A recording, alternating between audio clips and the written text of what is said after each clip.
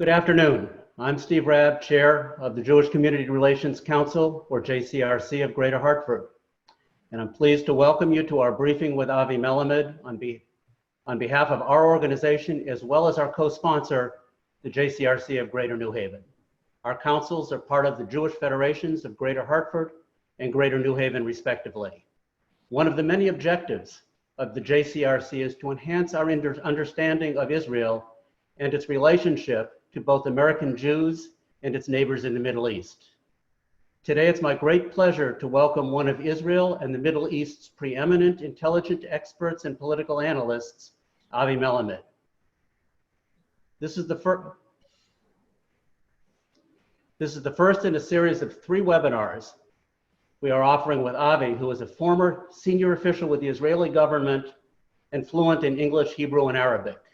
His cross-cultural competence, achieved over a long and distinguished career in intelligence and counterterrorism across the Middle East, makes him uniquely qualified to illuminate us on current affairs in the Arab and Muslim world, Israeli politics, and the impact of both on the entire region. As founder and CEO of Inside the Middle East Intelligence Perspectives, Avi has developed a distinctly nonpartisan curriculum that uses intelligence methodology to examine the evolving situation in the Middle East. He has spoken to numerous universities and government entities and high schools on this topic. Avi's latest book, Inside the Middle East, helps readers make sense of regional events as they unfold. Please welcome Avi Melamed. Steve, thank you so much. Good afternoon, shalom from Israel. It is wonderful yet again to have a wonderful activity with the great communities, Hartford, New Haven. I'm very honored and very thankful for that. I just want to say very shortly, thank you very much, Amanda, Samantha, Eliraz, Laura, for all the efforts and the cooperation. And I'm very much honored and thankful for the stage you offered me to hopefully add education and knowledge. Steve, as you mentioned, this is the first of 3 different series that we are going to have, different sessions. The sessions today is about the whole issue of the Israeli possible annexation / sovereignty in parts of the West Bank. In the next 35 minutes or so, I will try to refer to that topic from different aspects, and then of course be followed by Q's and A's. I roughly try to cover this topic, basically answering a couple of things. First, trying to understand if such a move that is expected to take place as of July 1st, by the way, it's definitely not sure for now. If such move is going to take place, what are going to be the dimensions and the scale of such move? And of course, the other thing that we'll try to understand together is what could be the ramifications of such move. And in that context, I would like to explore 2 major arenas. One is the Israeli-Palestinian arena, which is the more immediate circle.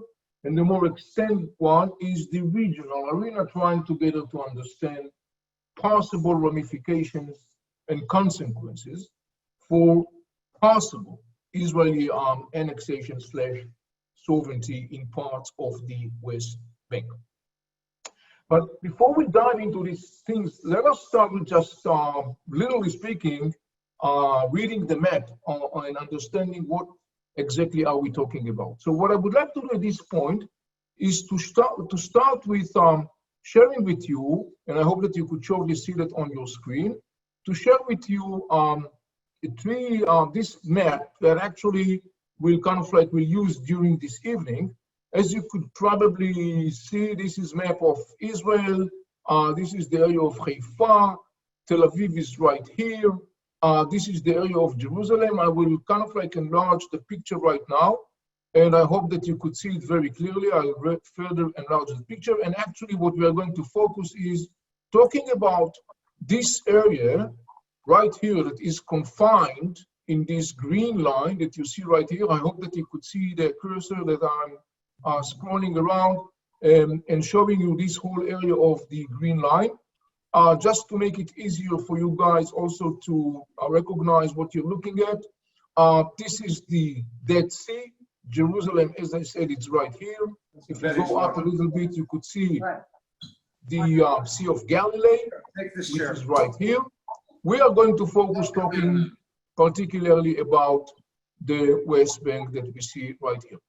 I just want to very shortly mention a few basic terms just to make sure that we are all on the same page. The West Bank, meaning the West Bank of the Jordan River. This is the Jordan River. You could see it running all the way down from the Sea of Galilee towards the Dead Sea. The West Bank right here, occupied by Jordan between 1948 to 1967. Jordan annexed the West Bank to Jordan. This is Jordan. But the Jordanian annexation of the West Bank was never recognized by the international community, with the exception of the UK and apparently Pakistan as well. Between that period of time, 1948 to 1967, the touchline between the West Bank ruled by Jordan and Israel, which is that area right here, that touchline is marked here on this green line. You may be able to see the path of this green line. I will try to do the picture a little bit bigger so it will be easier for you to follow that. You could see the line of this green line right here. This is what used to be the ceasefire armistice line between Israel and Jordan between 1948 1967. So today, obviously, we are going to focus talking about possible Israeli annexation in the West Bank. This is, by the way, the Gaza Strip, which is irrelevant to our discussion because, as you probably may remember, in 2005, Israel fully withdrew from the Gaza Strip. Last piece of basic data regarding the demography in the West Bank. We got two major communities in the West Bank. The biggest one are Palestinians in the West Bank. The statistics are not so clear. The Palestinians argue that the number of Palestinians in the West Bank is about 3 million people and maybe more. This is definitely a very inflated number. It is rather more or less expected to be believed that we are looking at some 2 million Palestinians that live in the West Bank. Next to the Palestinians in the West Bank, we got Israelis who live in the West Bank. They live in a communities rather also known by the name of settlements. They are scattered in different parts of the West Bank. The number of settlers in the West Bank, the Israeli settlers, is roughly speaking about 500,000 people. The Palestinians and international community also add to that number the number of Israelis who live in the eastern part of Jerusalem, which is about, roughly speaking, another 200,000 people. So all in all, when you take the total number of settlers, in the maximum, it's about 700,000 people. Obviously, the biggest community or population in the West Bank are the Palestinians. So now that we are familiar with the basic terms and we see the map in front of us, what I would like to do is to show you another map that also gives us some interesting understanding of the reality on the ground. So what I'm going to show you right now is actually a kind of like three-dimensional map of the West Bank. I hope that you could see that. I'll try to enlarge it a little bit so it will be easier for you to follow the explanation. Once again, the blue spot here is the Dead Sea. Right here in the upper right-hand side, you could see the blue spot of the Sea of Galilee, and that is the West Bank in a three-dimensional form. Now, you could see that it's actually a mountainous area, and you could see the area of the mountain spine. You could follow the line of the cursor. This is the 10 dark brown that you see to the right-hand side, actually representing the eastern slopes of the West Bank, going down towards the Jordan Valley, which is right here, and towards the Dead Sea, which is right here. The brighter brown that you see to the left-hand side is the western slopes of the West Bank, going down towards the Israeli coast area. Right here, you could see the metropolis of Tel Aviv and the surrounding Israeli cities. And actually, if you capture in your vision the green line that I showed you before, it will be rather more or less following the line of the touch line between these western slopes of the West Bank right here. This is Jerusalem and the coastal area, and of course the eastern part, the Jordan River and the Dead Sea that you could see right here.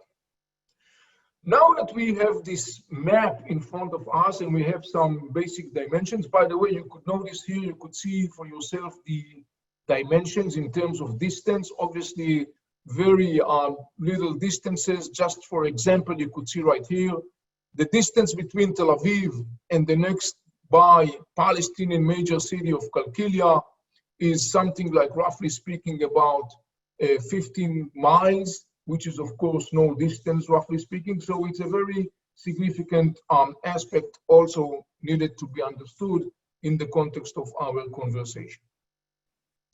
Going back to my presentation, is once we laid the ground for the basic terms and we saw the map, obviously we'll go back to those maps later on. I would like now to turn to the second part of my presentation, and that is talking about what can we expect, meaning what is more likely if an Israeli annexation / sovereignty is going to take place, or what is less likely to take place. Let me start with the less likely thing. First of all, I think it's quite obvious that we are not looking at annexation of the maximum of 30% as portrayed in the President Trump peace plan. Obviously, that's not going to happen on the ground. It seems like currently not the scenario. The second thing is that it will be less likely to expect that Israel will annex or apply sovereignty along communities or settlements that are located along the spine of the West Bank. Now you could see I'm moving this cursor right here. It is less likely that Israel will do that. In order to understand why, let me just go back to the map that I showed you before, and that is the satellite to understand it. So once again, if we look at the West Bank, this is the West Bank. This is roughly speaking the area of the mountain spine. If I will enlarge this picture, you may be able to see there are some pink colors. Everything color pink in this map stands for Israeli settlements. You could see the different pink color that I'm showing you here on this map. Every single spot, this pink spot, stands for Israeli settlements. This is the line, roughly speaking, if this is the center and the northern part of the West Bank, confined here with the green line. By the way, the black line that you see right here is the line of the current fence that Israel built since 2002 in order to deal with the challenge of Palestinian suicide bombers.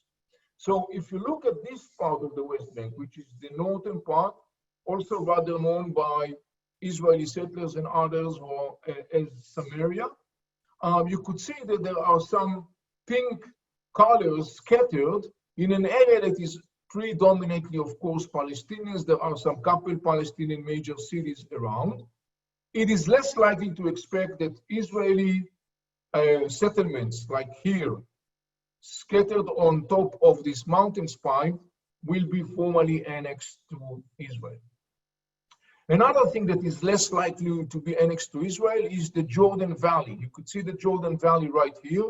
This is the line of the Jordan Valley. You could see it comes all the way down from the Sea of Galilee. You see this dark spot right here, all the way down. This is the Jordan Valley, the Jordan River that flows down towards the Dead Sea. This is part of Israel and Jordan border. This is Jordan.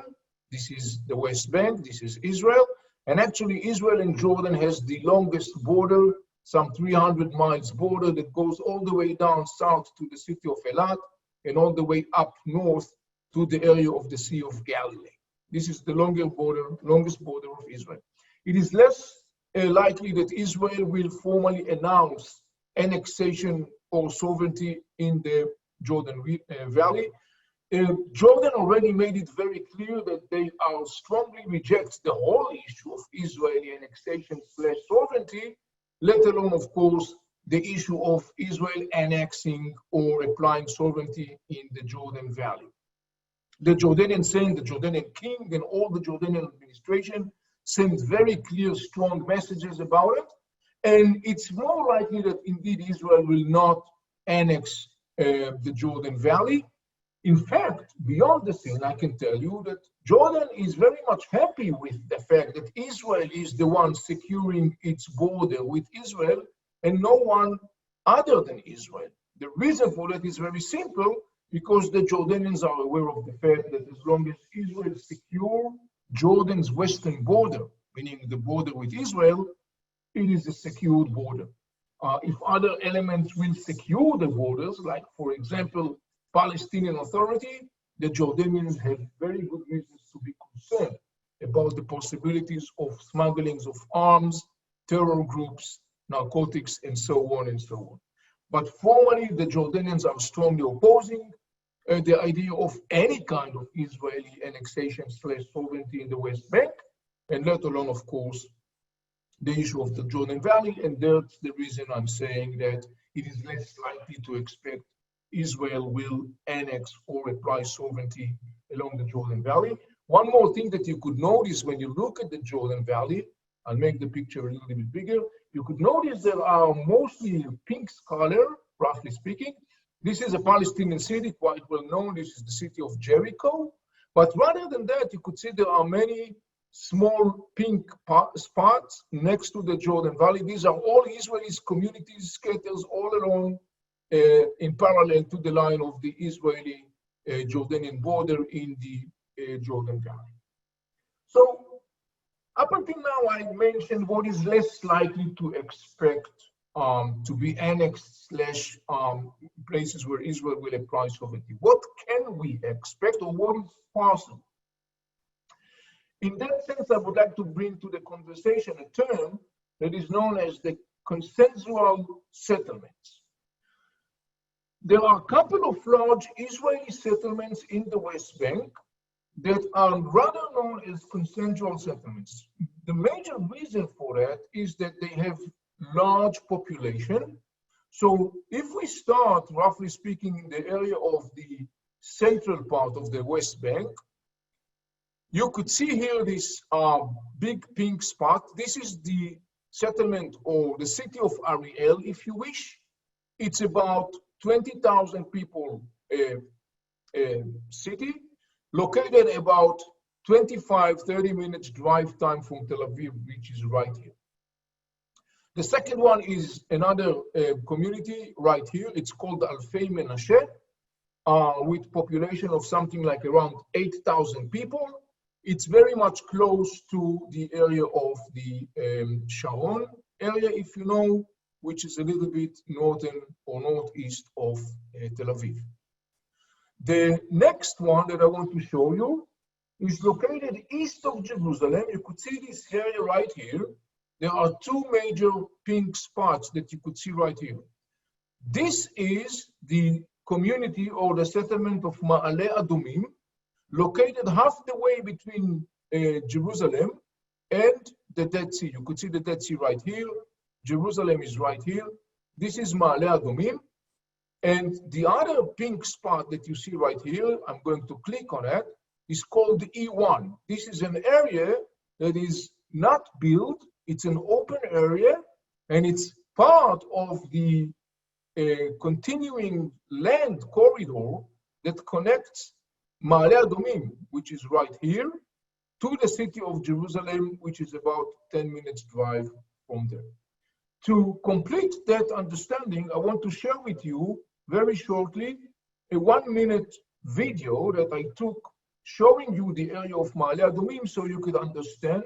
Once again, before I show the video, very shortly, here is Jerusalem right here. This is Ma'ale Adumim. This is the Dead Sea, the Israeli-Jordanian border. Ma'ale Adumim is, as you could see, located half the way between Jerusalem and the Dead Sea, sitting on a main highway that connects the Dead Sea with Jerusalem and continues towards the western coast, towards Tel Aviv.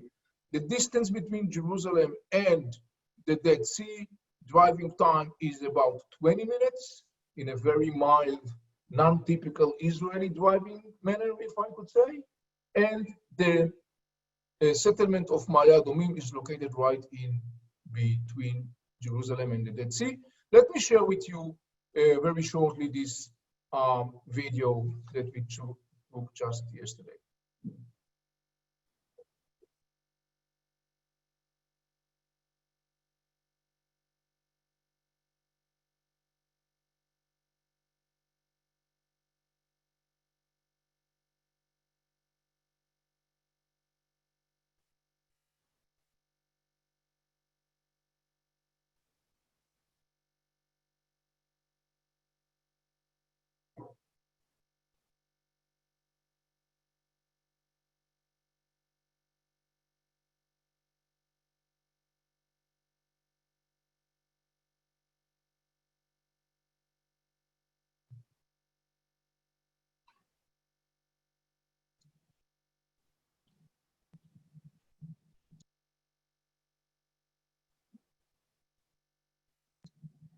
Avi, there's no video.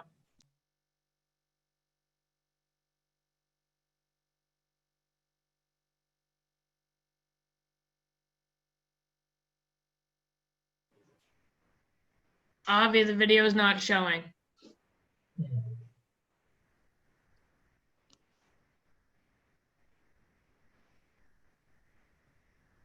I'm sorry, I understood there is some problem with that. Let me try again. Did you see the video from the beginning? No. No, we You haven't. did not. So let me try again. Let me know if you see the video. I'm sorry, I was under the impression you could see that. Yes, we see it. Shalom from Jerusalem. This is Avi Melamed. Can you see that? Can Yes, you see the it's video? good now, Avi. And can you hear it? Yes. Okay, thank you. I'm standing at Mount Scopus in Jerusalem, the Hebrew University campus. We are looking to the east, and you could see very clearly part of the Judea desert. You could see how the terrain changes. I'm now shifting my camera a little bit to the south, and you could see right in front of you that community. That community is a Palestinian community called Zayim, located right outside of Jerusalem. And when I shift the camera a little bit more, you may be able to see beyond Zayim another community. This is the Israeli settlement of Ma'ale Adumim, a city of 50,000 people. Ma'ale Adumim is located half the way between Jerusalem and the Dead Sea. If you look beyond Ma'ale Adumim, you could see this bright line, and beyond that bright line, you could see the blue spot of the northern basin of the Dead Sea, which is part, of course, of the Israeli-Jordanian border. Now, when I turn the camera again left north, we're actually following the line of the Jordan Valley, part of the Israeli-Jordanian border, and beyond that, it's a little bit hazy, but beyond that are already the mountains of Jordan. If I'll go back to Ma'ale Adumim, the community of Ma'ale Adumim, the distance between Ma'ale Adumim and Jerusalem driving time is about 10 minutes from where I'm standing, and another 10 minutes down towards the Dead Sea. In other words, the distance from Jerusalem, Mount Scopus and the Hebrew University, and the Dead Sea, the Israeli-Jordanian border, the distance is about 20 minutes drive time. That's it.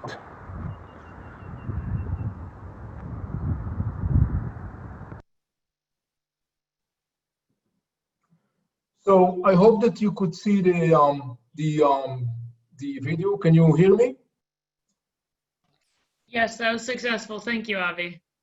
Great, thank you. Thank you for letting me know. I wasn't sure if you can see the video. So let me go back to the map that I showed you before and just conclude what I was talking about when I was talking about the consensus settlements. Can you see the map? Can you see the satellite picture? Yes. Excellent. So now I'm going back to the map. We mentioned a couple of these consensus settlements, what I called before. They are called consensus settlements because they have large population, and actually it's quite clear that in any kind of scenario, they are not going to be evacuated. So if you may remember, I was mentioning before, we mentioned the city of Ariel, we mentioned Alfei Menashe, we mentioned Ma'ale Adumim that we see right here. The next area that we should mention is this region right here. This is the Gush Etzion. You could see the cursor. This is the biggest, actually, Israeli settlement in the West Bank. It's a Haredi town. It's called Beitar Elit, with a population of more than 50,000 people. And these are the settlements of the whole area that is known as Gush Etzion. Jerusalem is right here. So it is southwest between Jerusalem here and Hebron, which is located down here. Now, these are the consensus settlements. And roughly speaking, the total population of the consensus settlements is more than 100,000 people. In other words, I would say, roughly speaking, that 25% and more of the Israeli settlers are actually living in those consensus settlements. The other thing is that you could see they are obviously everything is roughly speaking close, because we saw the dimensions, but these are particularly close to the area of the touch line, the green line, meaning they are very much close to Israel, and basically, of course, they are all connected physically to Israel through land corridors. Now, I want to move to talk about the other aspect that in my presentation, and that is talking about the ramifications. And as I said, I want to cover two major arenas. One is the Israeli-Palestinian arena, and the second one is the regional arena. Let me start with the Palestinian arena. As a framing, I would say the Palestinians are now at rock bottom. I would say that they probably are experiencing the worst time ever in their history as a national movement. There are a couple of different reasons for that. I will just very shortly mention those reasons. One is the inner Palestinian split. As you may remember, parts of the Palestinian territories, the West Bank, is controlled by the Palestinian Authority, while Gaza Strip is controlled by a Palestinian Islamist movement, Hamas, that took control over Gaza in 2007 in a violent coup, ousting Palestinian Authority from Gaza. Ever since, there has been an inner Palestinian split that is non-bridgeable. The other reason is that the Arab world, the natural hub of the Palestinians, is very much engaged with lots of challenges, domestically, economically, strategically, militarily. There is the big challenge of the Iranian threat in the Arab world. There is the challenge of the Turkish hegemony vision. The story of COVID-19, of course, adds to that. The bottom line, the Arab world is very much engaged with its own challenges, and basically the Palestinian issue has been significantly downgraded in the agenda and priorities of the Arab world. The other reason for the crisis of Palestinians is the tiredness of the Palestinian communities, obviously in Gaza Strip, but also in the West Bank as well. There is lack of enthusiasm to carry out and continue this national enthusiasm. People are really looking for more dealing with the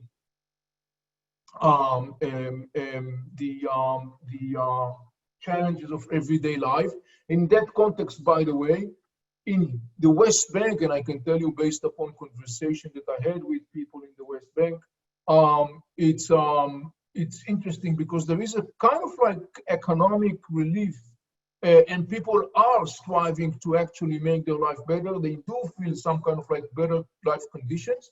And so there is a concern that if an outbreak of a new variant, that may obviously undo all the economic achievements. And this is something which is obviously people in the West Bank, Palestinians, wouldn't like to experience. Another reason for the Palestinians a very weak time is the international community is less available today to deal with the Palestinian issue, given to the whole challenges, COVID-19, the enormous economic impact, the change of our political systems, and so on and so on. There is another reason for the growing Palestinian hardship, and that is the expected change of power within Palestinian Authority once the term of the current Palestinian president, Abu Mazen, Mahmoud Abbas, is going to come to a term. There is an expectation for an inner Palestinian power struggle. The bottom line, as of today, as far as the Palestinians are concerned, this point, this specific issue, find Palestinians in a very, very, very rock bottom situation. To a large extent, the same applies as for, of course, Gaza Strip, where Hamas is trying to stabilize its control. It dragged Gaza Strip into growing challenges and hardships since it took power in 2007. So what can we expect in terms of, on one hand, Israel's move on the ground, and on the other hand, Palestinian response?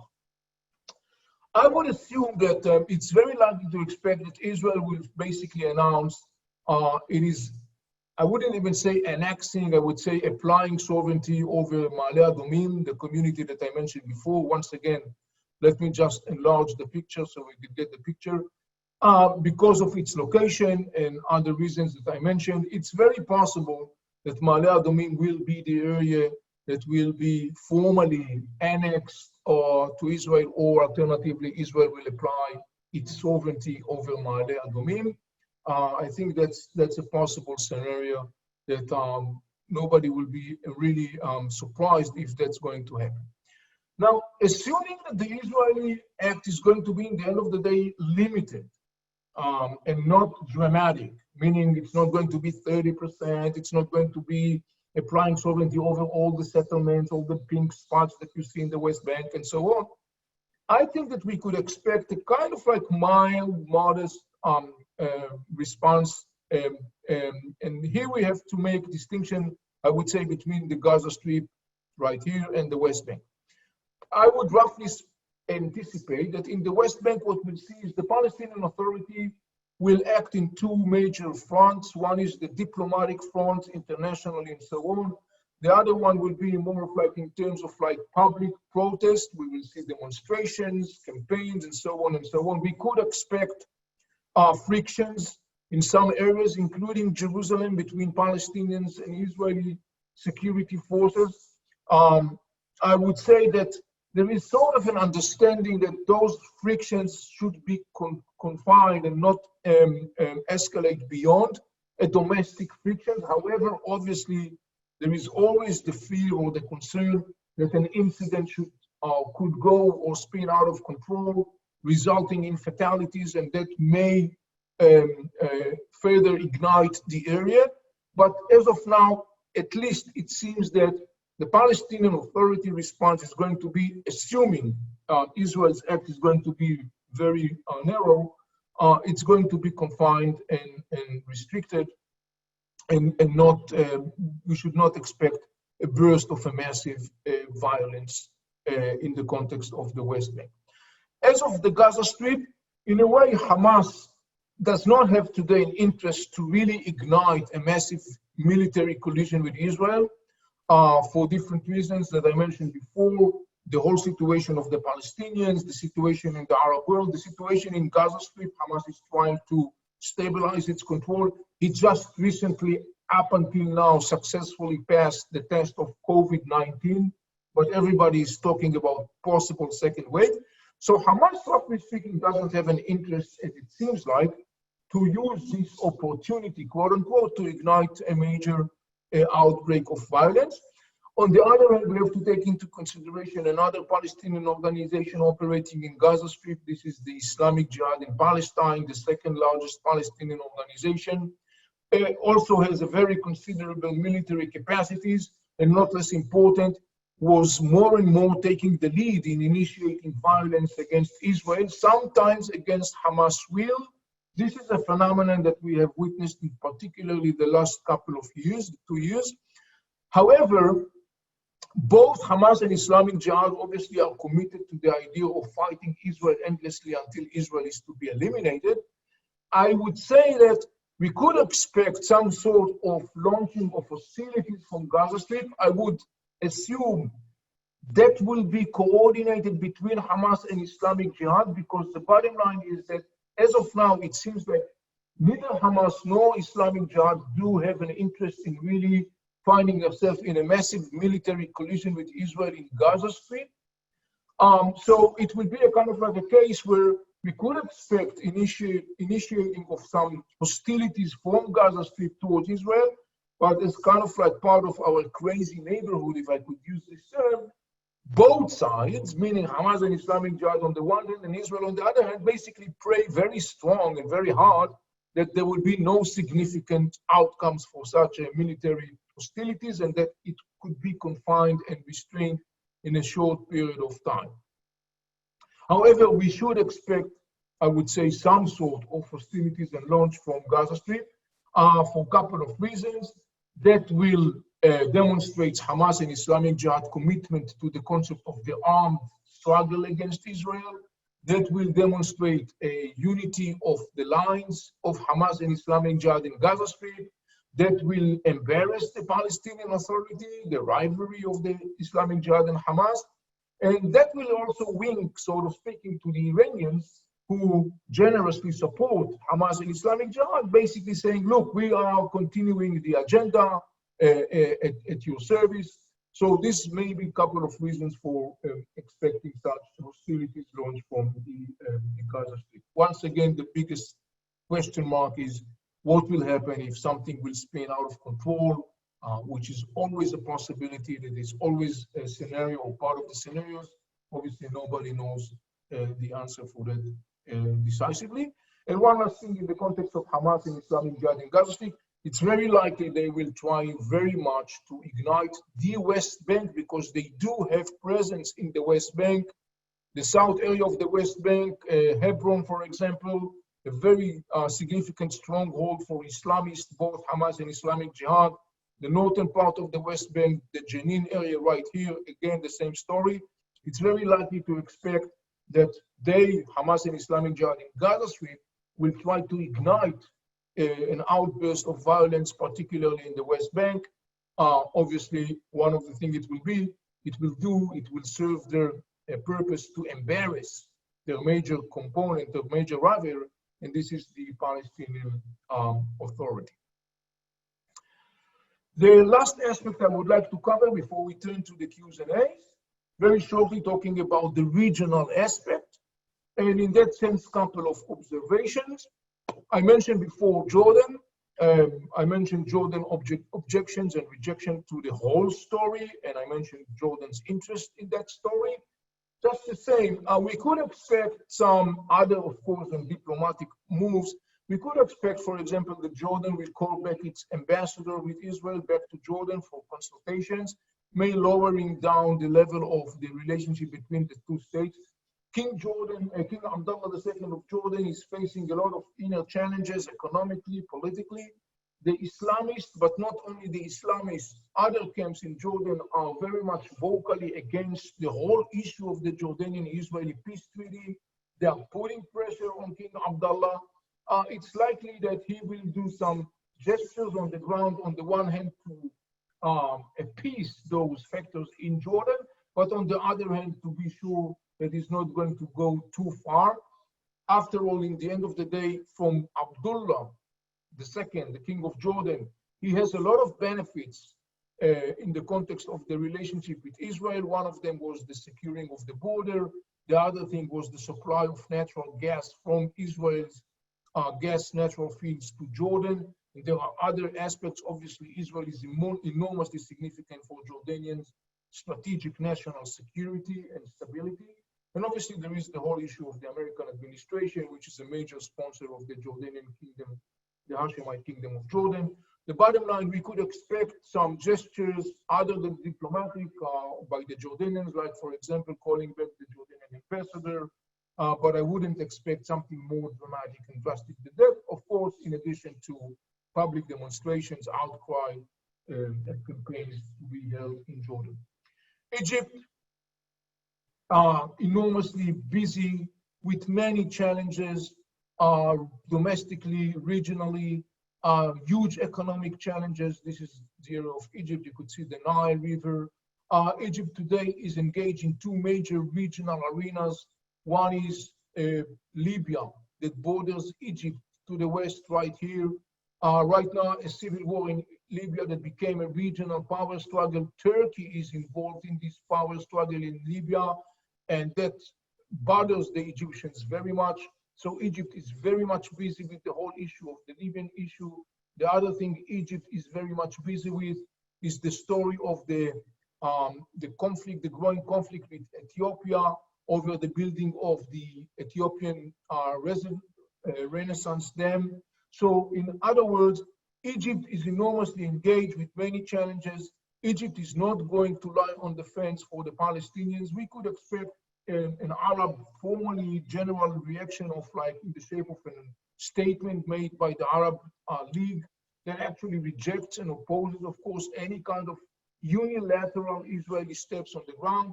It is very likely that the Arab formal statement will call to apply the late Saudi King Abdullah peace initiative from 2002 as the blueprint for the solving of the Israeli-Palestinian conflict. I don't see any drastic measurements taken by the Arab world given to its many dire challenges and situations. I don't see any dramatic acts taken by the Arab world. And one last thing in that context, or two things in that context. One is in the context of the relationship between Israel and Arab Gulf monarchies. As you probably are aware, there has been a very clear growing rapprochement between the sides. What brings together Israel and Arab Gulf monarchies, the Saudis, the United Arab Emirates, and all, is a couple of long-term strategic interests. One of them, for example, is the Iranian challenge. By the way, there has been an interesting cooperation going on against the background of COVID-19 between these factors. So we could expect a formal reply or a formal statement of position by the Arab Gulf monarchies that is kind of like, of course, condemning Israel's unilateral steps, rejecting it, and so on and so on. We could expect maybe an announcement by the GCC, the Gulf Cooperation Council, in addition to the Arab League statement. But on the other hand, we have to remind ourselves, Israel doesn't really have a formal relationship with Saudi Arabia and all. So we don't really expect a situation where you see a cut of the formal diplomatic ties, which basically do not exist. But what we could expect is that actually the practical cooperation and growing dialogue will continue quietly beyond the scene between Israel and the Arab Gulf monarchies. I don't think that anyone in the region will be enormously surprised to know that down the road. And finally, two other major regional players. I'm putting both of them in the same basket, though there are lots of differences between them. And these are Iran and Turkey. The bottom line, you could expect and rely that Iran and Turkey will seize the opportunity to further monetize and to market themselves as the only one who takes care of the Palestinian issue and the only one who defends the Palestinian issue. This is, of course, something that both the Iranian mullah regime as well as the president of Turkey, Erdogan, has been monetizing and playing very well in the last 2 decades or 3 decades, portraying themselves as the defender of the Palestinians. By doing that, on the one hand, they are kind of like harvesting political dividends in the Muslim world. And on the other hand, by doing that, they are kind of like embarrassing the Arab world for allegedly neglecting its commitment to the Palestinians. I would say as a side note that it's needless to say that neither the Iranians nor the Turks really give a damn about the Palestinians, but this is a card that both the Iranian regime and Erdogan have been playing very efficiently to enhance their hegemonic vision and geostrategic interest in the region. Ladies and gentlemen, I'm concluding my presentation here. I was really trying to stay within time limits. I hope I was able to do that. And let us just move to the questions. So please. Well, thank you, Avi. I'm always thrilled to have the pleasure of hearing you make sense of what is oftentimes senseless, and you did it yet again. And we're looking forward to 2 more of these, and we'll hear more about that. So we have a few questions in the time that we have left, and we have a very educated audience, and we have some very good questions for you with lots of parts. But I want to just begin with one that I think I think is a curiosity, which has to do with your country people, the Israelis themselves. How do they feel about annexation and all that's going on? That's a great question.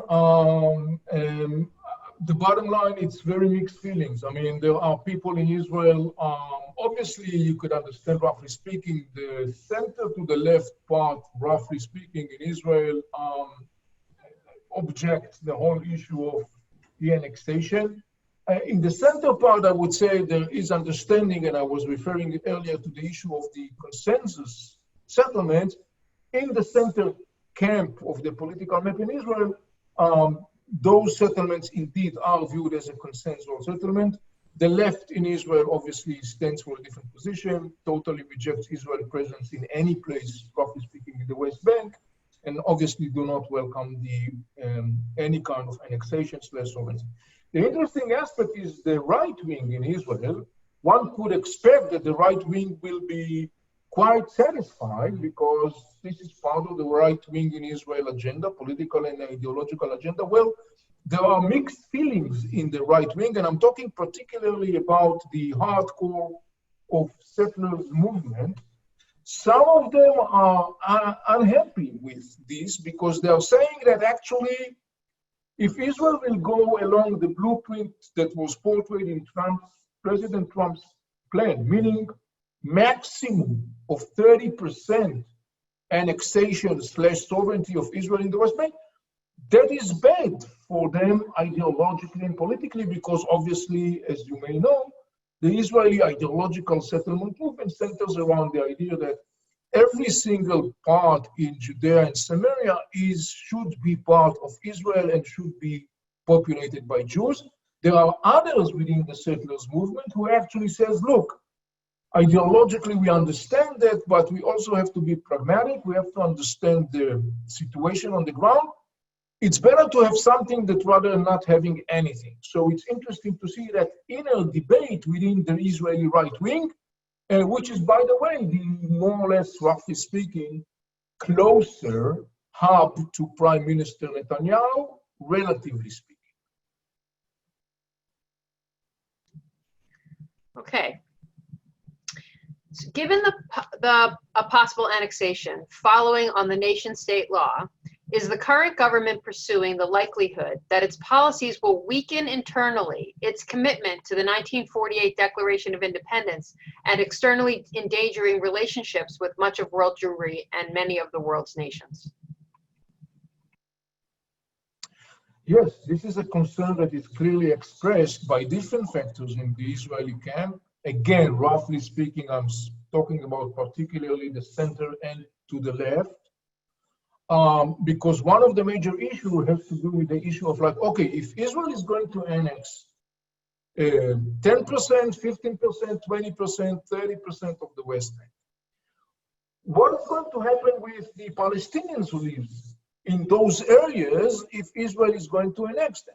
I mean, because roughly speaking, there are two options. Either they are going to live as an unequal residents, meaning they don't get a full Israeli citizenship, which basically positions Israel in a position of an apartheid state with all the ramifications that comes along with it.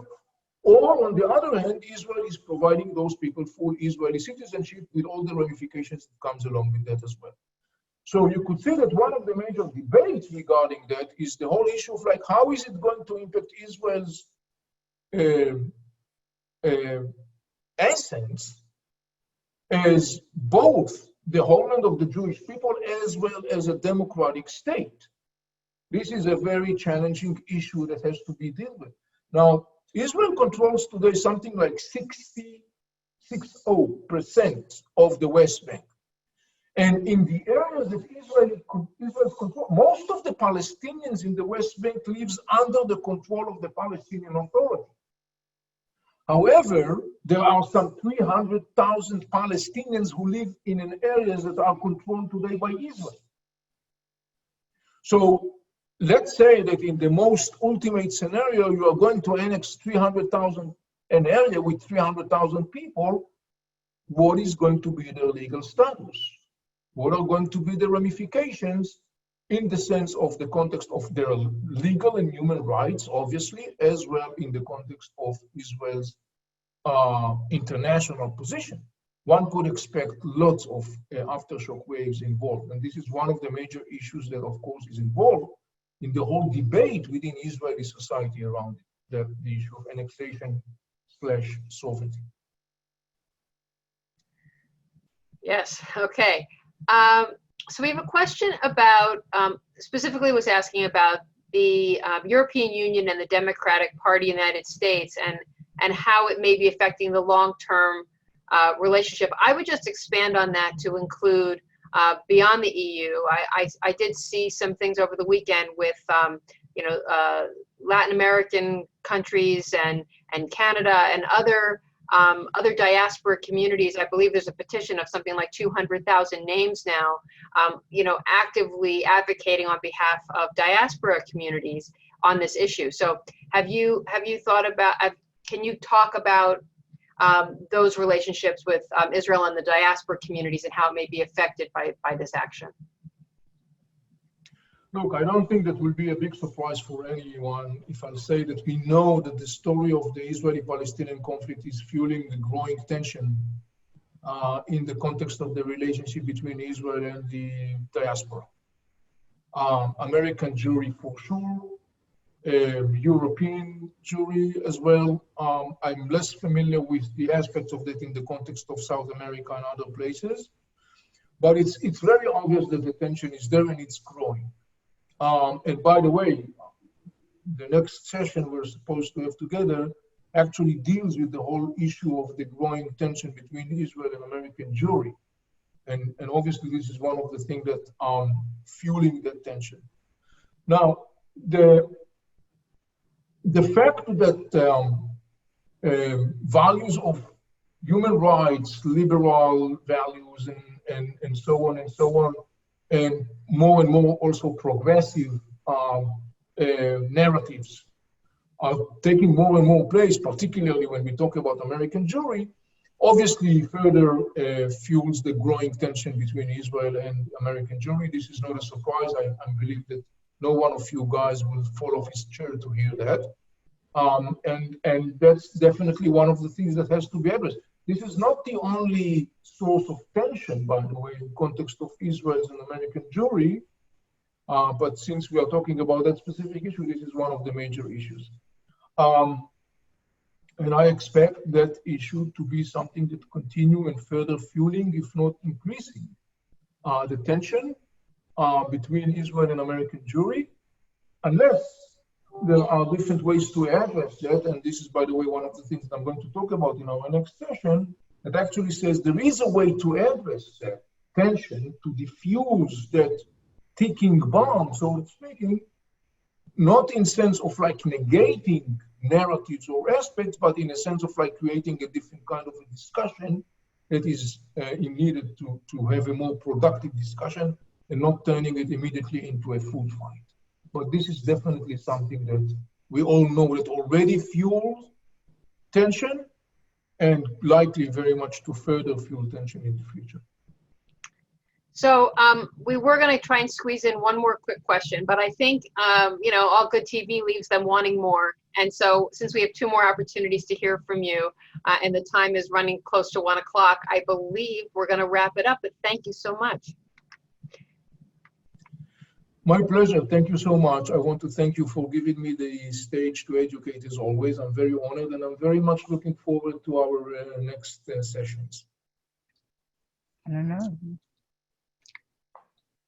Hi, I'm Arthur Levy. This is my wife, Betty, and we co-chair the JCRC of the Federation of Greater New Haven. I want to thank Avi Melamed for a wonderful discussion. He's made us much smarter, and we thank him for that. And we look forward to the next two sessions, so stay tuned for details. Thank you very, very much. Toda rabah. Toda rabah.